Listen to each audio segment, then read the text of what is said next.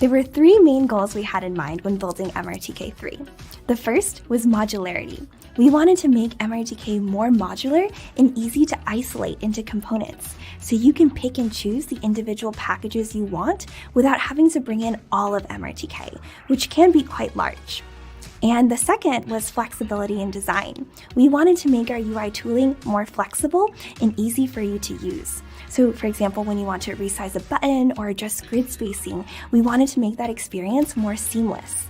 And to do that, we combined our rich 3D UI with the canvas layout system so that now you can create UI that's both immersive and tactile, as well as automatically laid out and resizable. And third, performance was one of the key things we had in mind when designing MRTK3. We had performance in mind for all our MRTK modules so that you can build the best, most optimized app using MRTK.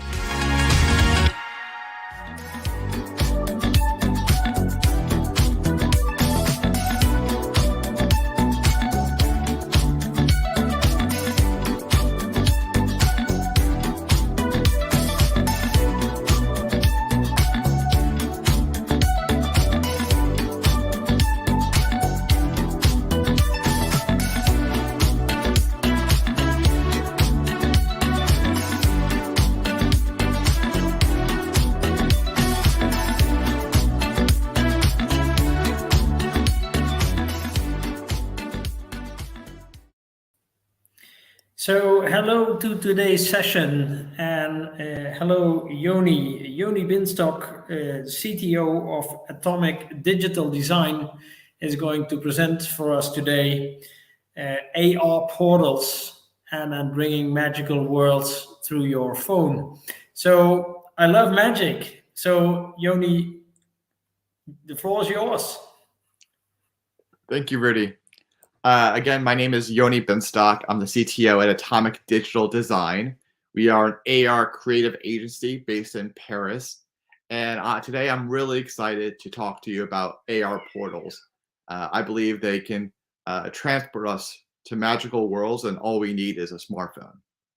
So to begin, let's figure out what an AR portal is. During this conversation, I'll be primarily talking about AR through your phone, mobile AR. And AR portals, in many cases, opens up your camera feed. And this can be through Snapchat, Instagram AR, TikTok AR Effect, or through WebAR. And the camera feed is opened up. And in many cases, you're prompted to look at the floor and tap to place.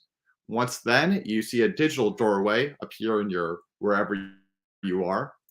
And by walking through this digital doorway, you are entered into a 360 and often a 3D digital crafted world. As you look around, as you look up and down, left and right, all around, you are completely immersed in this world. And these worlds can be filled with fantasy, sci-fi. It could be a digitally crafted store. It could contain a game or tell a story. So there's all these different ways that AR portals can be used, and we're going to talk about that a little bit later. But to start off, I want to talk about the magic and why they're so cool. So for me, I think the passion for AR portals came from a TV show I used to watch. For those of you who are looking at the slide currently, many of you may recognize this from a TV show called Stargate SG-1.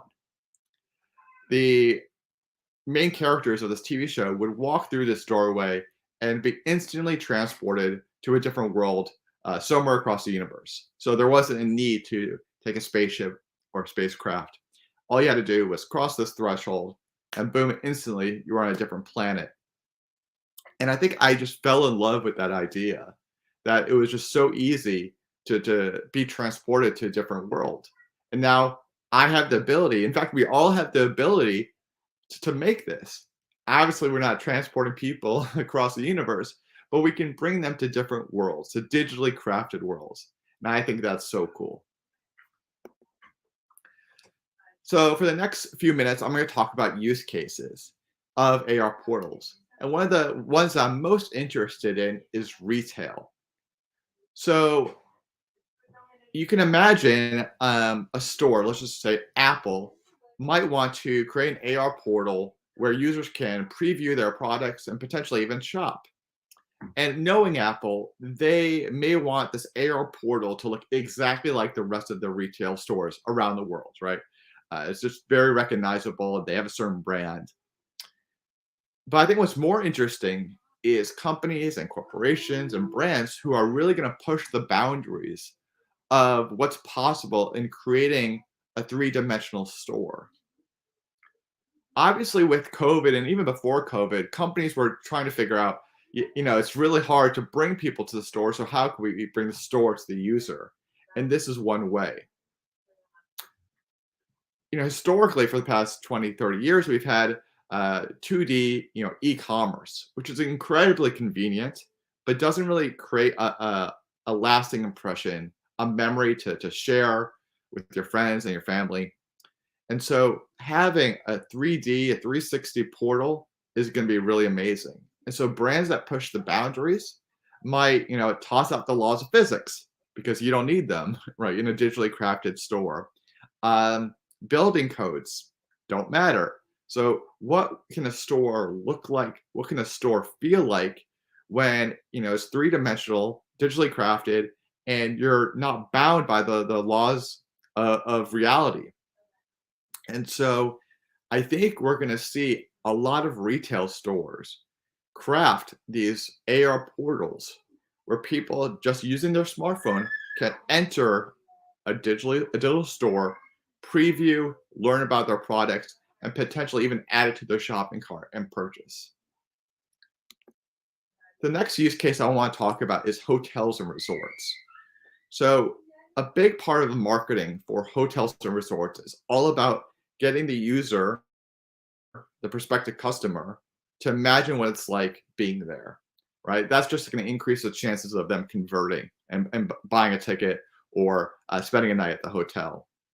And so hotels and resorts were one of the first industries to utilize images and video and multimedia in their marketing. And the past few years, a lot of them have been using 360 video, again, to surround the user, to get a feeling of what it's like to be there. And so you can imagine an AR portal where a user goes into a digital doorway and they're surrounded by the hotel lobby, or maybe the beach, or just the amenities of the hotel, or potentially what the room looks like and feels like. And I think we're going to see a lot of hotels and resorts use AR portals to transport users to their spaces, their locations, and increase their conversion. So I loved going to zoos and museums as a kid, and now that I have a young daughter, I love taking her to both zoos and museums. And just last week, in fact, I got a pamphlet in the mail from this local zoo, and it's all about the marketing and trying to get us to go. And I thought to myself, how could an AR portal be used in this case? So you can imagine on the pamphlet, there's a QR code or potentially a snap code, and you scan it, activates the AR portal. You walk through a doorway, and you find yourself in the savannah. And you look all around, and you can hear the sounds of the animal. You look up, and you see a giant giraffe, and maybe there's text to learn more about it. And at the end of the experience, you can buy a ticket to go to the zoo. In the case of a museum, maybe it's opening a new wing or introducing a new exhibit, potentially about dinosaurs. So you walk through the AR portal, and you find yourself in a prehistoric jungle. And with spatial audio, you can hear the dinosaurs move around, and you see a gigantic, T-Rex, and you're just getting in the moment. You're feeling immersed in this world. And at the end of the experience, it offers you to buy a ticket to go see the exhibition. So I think, places that are trying to attract people to come to the real world location are going to use AR portals to help them imagine what it's like to be there, or to tell a story to encourage them to come. So talking about immersing people in a digitally crafted world, I think the entertainment industry is going to use AR portals a lot. So specifically, movies, TV shows, and video games. So I think one of the first AR portals I ever saw was for the TV show Stranger Things. And in this portal experience, you step inside the main house and you see the lights flickering. You hear the sounds of the monster, and you kind of learn about the show. And what it did is it made you feel like a main character. It made you feel like the protagonist, and that this world, this fantasy world, was a real place, right? Because you were moving around this space. Now, obviously, you're just using your phone, looking through this camera feed, but the immersion was there. And so I think we're going to see a lot of movies and TV shows and video games use their characters, use their sets, use their worlds that they've already crafted, and bring their potential viewers, potential gamers into these worlds so that they can get invested into them and feel like they're part of the story. So I want to talk about a few examples that several examples of these are ones that we have built, and a few are just other portals that I really liked. So all four of these are retail experiences. And one is it can show you the variety of different ways to do retail with AR portals. You can highlight the information and maybe the price and what the material is made of. You can highlight the values of the company. You can make it feel like a real store, like a mall. But the one I really want to focus on is this Ralph Lauren example. And I really like it because, one, I think it's just a beautiful experience, right? That the store is just really, really well done. Two, the experience was built to talk about the energy and water savings of Ralph Lauren's new technology. And I think it really does that in a really cool way. And as you can see, we used manipulations on the camera feed to make it feel like you were in the washing machine or that you were in the dryer. And lastly, what was really cool is that you could pick a color and it would appear on your t-shirt. And so you could save that and share with your friends and family. So it was an interactive and really beautiful experience to learn about Ralph Lauren's new technology and the products that they offer. AR portals can tell different stories and do different things and have different purposes. So an AR portal for one company might be about the industry that they're in and where they're based. Others might focus on the values and the NGOs and nonprofits that they donate to. Others might focus on an artistic style that they're known for. And others might focus on the value that they bring to their customers. So if we look at the Lufthansa example, right, the value isn't flying in an airplane, sitting for several hours, they can find space, not a great experience. The value of using their service is to explore the world, see new sites. And that's what they're doing with this AR portal, right? This would be like to use our service, and this is the value we'd get.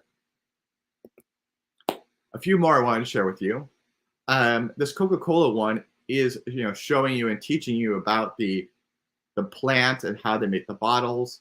And I think it's really interesting because the art style and the complexity is really low, but the value is very high in the information that it provides, right? This Microsoft one, I almost have chills every time I go through this portal because in my head, I can almost hear the dial-up modem sound, right? A lot of these visuals and feelings are how I used computers when I was a kid. I mentioned I have a young daughter, and so I'm very well known with these characters from Pampers. And so when I'm in this portal, right, these are characters that I'm familiar with, that I see every single day. And this Nike example, I think is really cool because it shows you that these really big corporations are pushing the boundaries of what's possible, pushing and testing out different artistic styles. And I think that's really, really interesting. So next, I want to tell you about how brands are using augmented reality to tell their stories. So a little bit of a history lesson, right? Brands would tell their stories, one by going door to door, and then they would use newspapers and magazines, way to scale up their storytelling, and TV and radio, and past 20, 30 years, social media and digital ads. And now we're in this new space where we're using immersive technologies as a medium to tell stories, and how brands are communicating to their current customers and to potential customers to tell that story of who they are and what they're all about.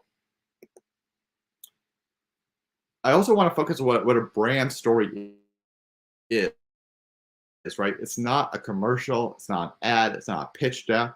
And a good story is about the brand's values and about how customers use that brand and the value that they get from that. It's why your brand exists in the world.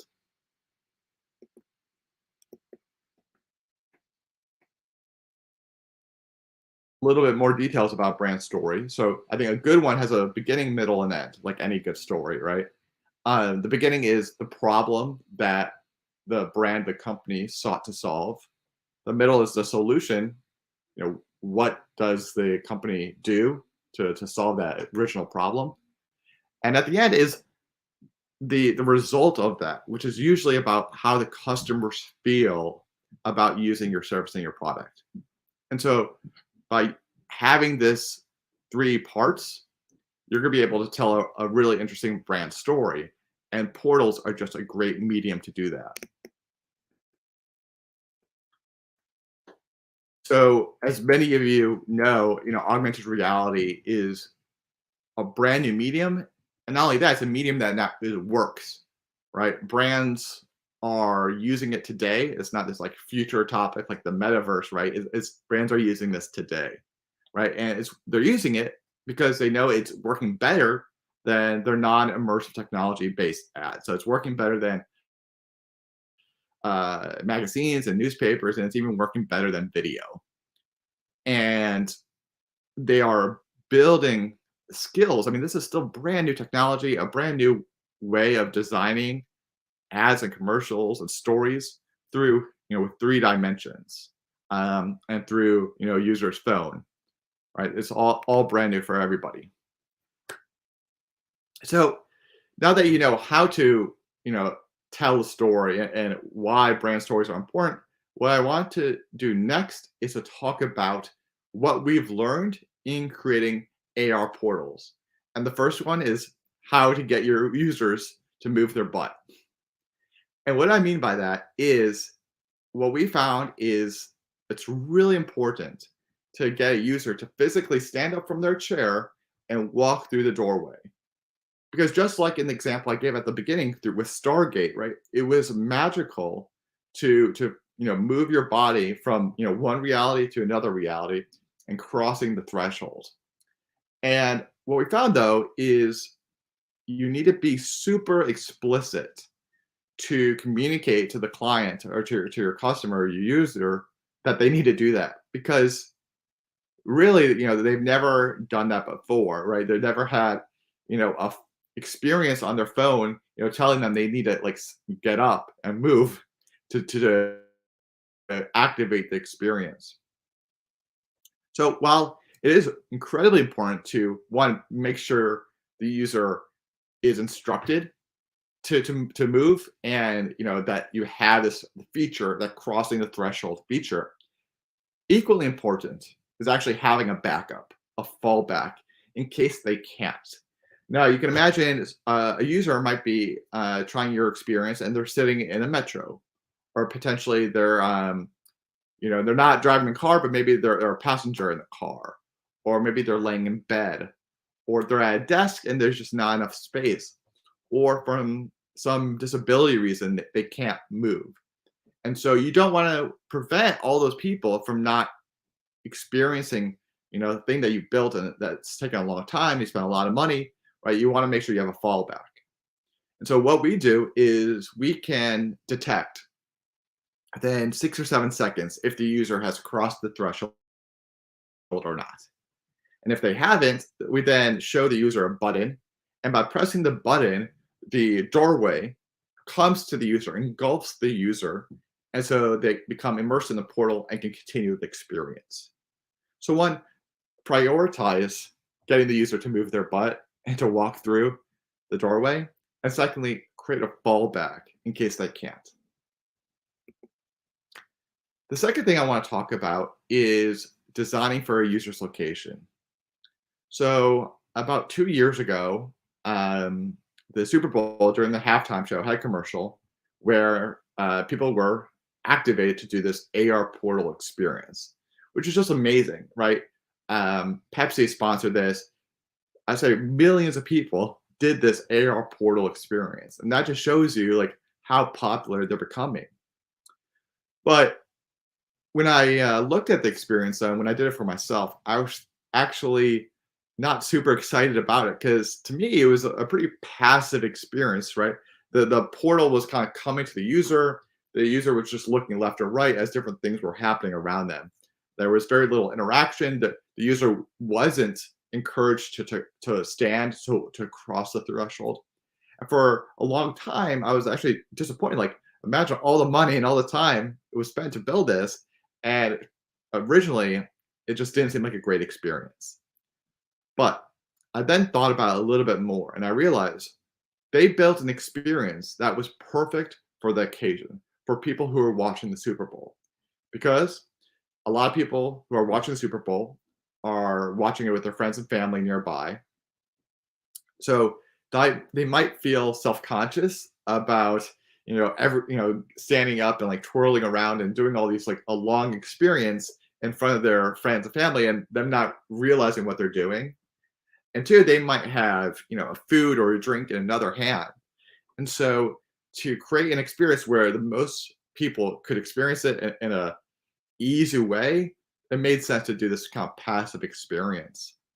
And so now when I design and build my AR portals, I think, what happens if the user's on a couch, in their bed, at a desk, maybe they're sitting in the metro, or potentially they're on site. Your AR portal is activated at a certain location through a QR code. Well, is that location, are there cars nearby? Are there pedestrians nearby? Do you need to worry about the user safety and security? Do you need to worry about preventing other pedestrians from, continuing to walk where they want to walk to? So design for the user's experience, their location is super important. One thing that we found when designing these experiences is that often a user would walk into the portal and they would just have their phone straight ahead and just look straight ahead. And they wouldn't realize that they had a 360-degree world to explore. And so you had to teach them, right? You had to provide at least 2D UI elements to encourage exploration. So having arrows, having text saying, look around, right? Explore the space. And that way people are more likely to look left and right and up and down.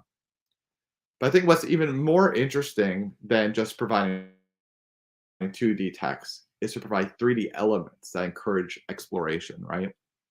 Diegetic design. And so one thing I like to use is butterflies, right? I like butterflies, one, because the 3D team also likes to design them because they're relatively simple to make, really beautiful, and very simple animations.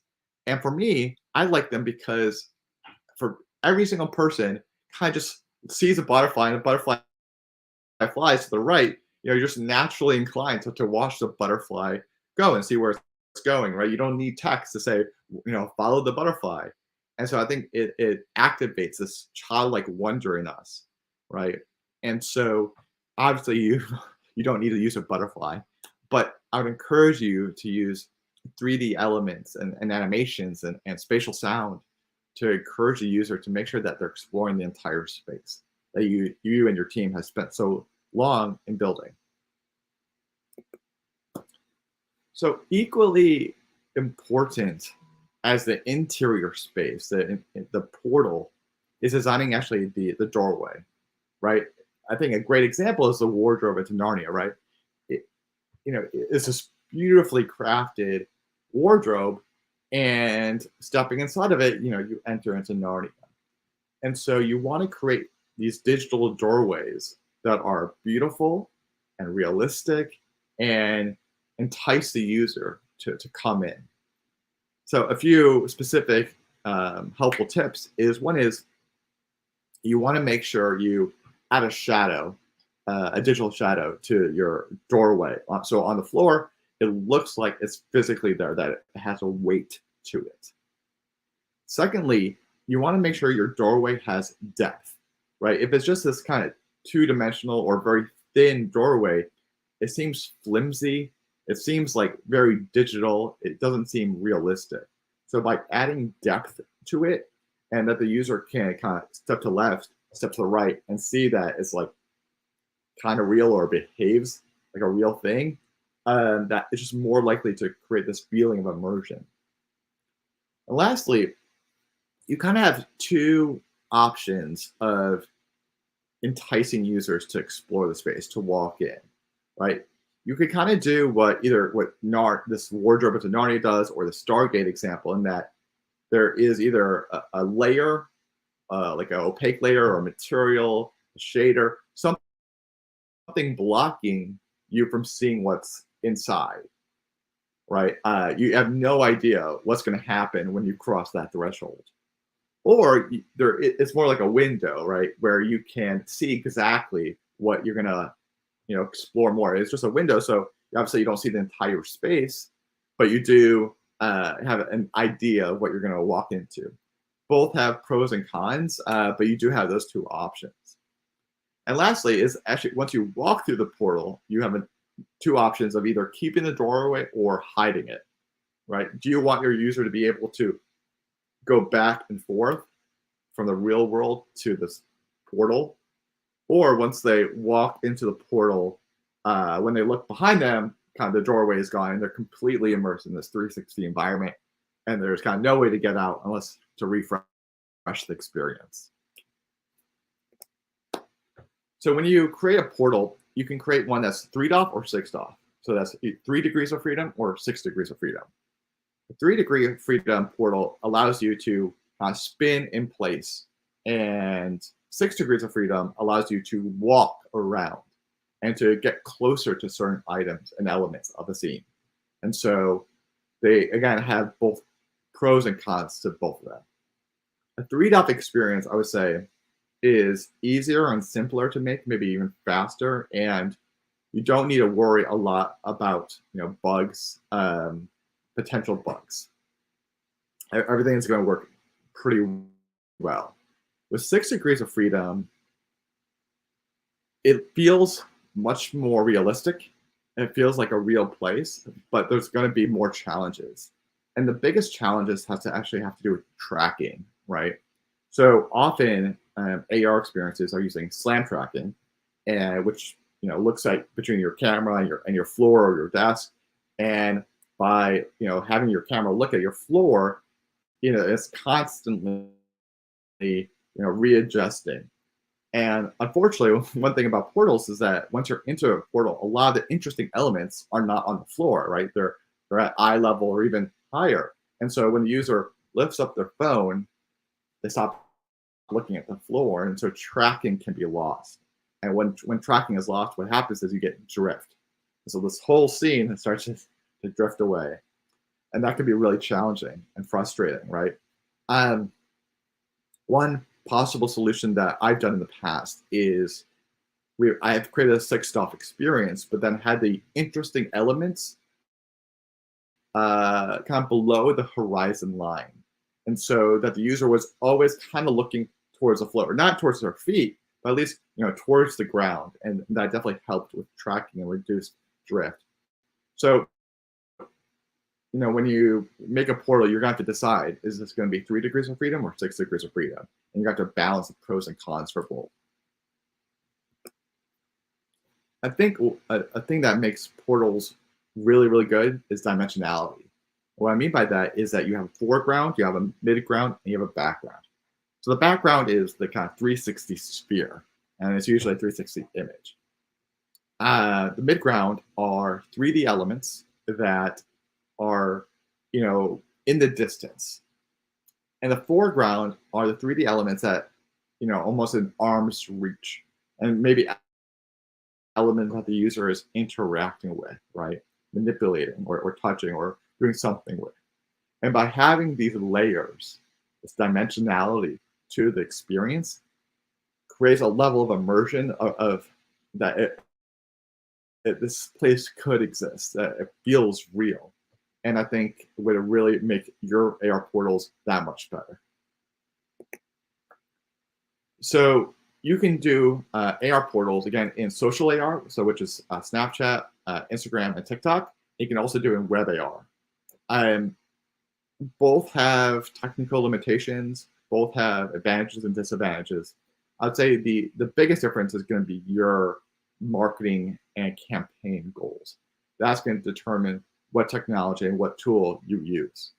But again, with social AR, a lot of times you are restricted very specifically in terms of the asset size or the total file size. With WebAR, there aren't these hard restrictions, which in some ways is really good, but then can lead to your development team, your 3D team, your 2D team, and creating kind of really, really heavy experiences, which take a really long time to load, which aren't performant. And so you just need to balance the two. So I would say look at your campaign goals, your marketing goals, to determine if you're going to do a AR portal through a social AR platform or a web AR platform. So a close cousin of AR portals are AR windows. And what an AR window is kind of what it sounds like. It is a window into a portal that you can see into, but you can't walk into, right? And so you might do this on an image tracking experience. So you can think of, as you're walking down the street, you see a retail store, and the window is a QR code to activate the experience, and then the image to show you an AR window. And inside the AR window can be anything, right? It could be into a 3D world where you learn about the product or about the service. Could be, a story about the company and where the company comes from. Really, it could be as anything as AR portals. The key is that it does provide this magic window into a new dimension, into a new world, right? That can just, spark awe and wonder. And, even though it does restrict you from entering in it still is a really powerful tool to encourage exploration and wonder. When you create an AR portal experience, I feel like you have this line, and on one side is creating an interactive experience. The other one is a Rails experience. And what I mean by Rails is kind of like this Disney World ride where, you sit in the boat and a story is being told to you. You're remaining pretty passive. You're kind of looking left and right and up and down. But the story is kind of happening to you over time. For a Rails experience, I think you can tell like really interesting stories, right? You don't need the user to do anything to tell the story. And also, in some cases, it can be a quicker production cycle because the more user interaction you have, the more likely you are to have bugs and to have issues.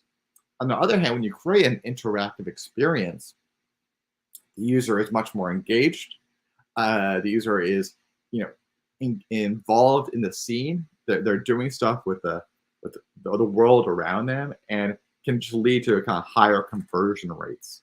People aren't going to get bored if they're actively doing things in your portal. But you don't need to choose like one or the either. Is that you can do something in between. So I created an AR portal where it was a mix. So the user was passive for several seconds as the story was being told, as there was a narrator and a character explaining what was happening and the world was changing all around them. And they kind of paused for the user to do certain actions with the world. Once the user accomplished those, we then went back to a Rails experience. The narrator came back, the story was told, the world was changing for several seconds, pause, the user had to do something. So you can definitely mix the two, but definitely on one end is having a Rails experience, and the other one is a heavily interactive experience. I think AR portals are going to be mini metaverses. And what I mean by that is that they are, 3D, 360, digitally crafted worlds, right? There are no avatars. They're not multiplayer, or I haven't seen any yet. And they're not based with virtual reality. This is augmented reality. Yet it is a mini metaverse. And I think companies who are interested in the metaverse right now are struggling a lot because they're figuring out like what platform to use, who do they need to hire, where are the experts, and it's just going to cost them a lot of money. It's going to take a lot of time, and like no one knows what it really looks like. Or obviously we've seen a few examples and even a fewer amount that worked out really well. But portals allows these brands and these companies to start to explore what it means to craft a story in a 3D 360 world. And it's a very low cost way. It takes a few weeks or maybe at most a few months to build. And so companies can reiterate and can learn. And so when they eventually do want to either create a world or tell their story in an existing world in the metaverse, they will have experience. So I want to end with something that I think portals are a perfect combination of the immersiveness of virtual reality with the widespread adoption of the smartphone to create, these magical worlds that everyone can walk through and enter and even create for others. And I think that's going to be a really magical experience. So with that, I'll open up to questions. Thank you so much.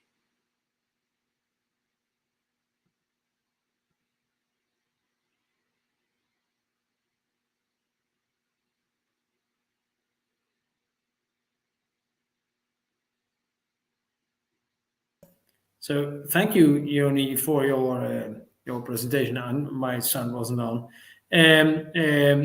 Very interesting angle from basically the marketing side, if I may say it like that. It's interesting to see this. I'm actually having a background in training, where of course augmented reality is not a portal, but is actually augmented to the real world. And especially your view on one hand the portals, but also the windows, which makes it kind of mixing in the real world. It's very interesting to see. We don't have any questions from the audience at this point. Okay. And again, I'm not really from the marketing world myself, so it's for me it's just a very interesting story, and also seeing how this evolves in the future. Because I agree with you that especially companies that are looking and trying to find out what a future step into a virtual world could be, then actually this magical world of portals through your phone would actually be a good step to start, I think. Yeah, and it's interesting that you mentioned training. One AR portal I built was about training employees and training them about the company. It wasn't about like a specific hard skill. It was about the story and the history of the company and the values of that company. And so the user was kind of transported to different worlds and different environments. There was a narrator, but they could kind of fully explore the space and learn more about their company and get trained about the values that the company instills. Yeah, very interesting, and it makes it, although it's not interactive, it still makes it interactive because you're, well, get off your butt was one of your slides, so it's actually engaging you in what you need to do. And from learning perspective, I know that if you get to engage people, they will remember better, which is always good, I think. Thank you, Ian, for your presentation and joining the conference. And yeah, I'll start the end video, and that's it for now. Thank you. Thank you, Rudy. Have a good one. Bye.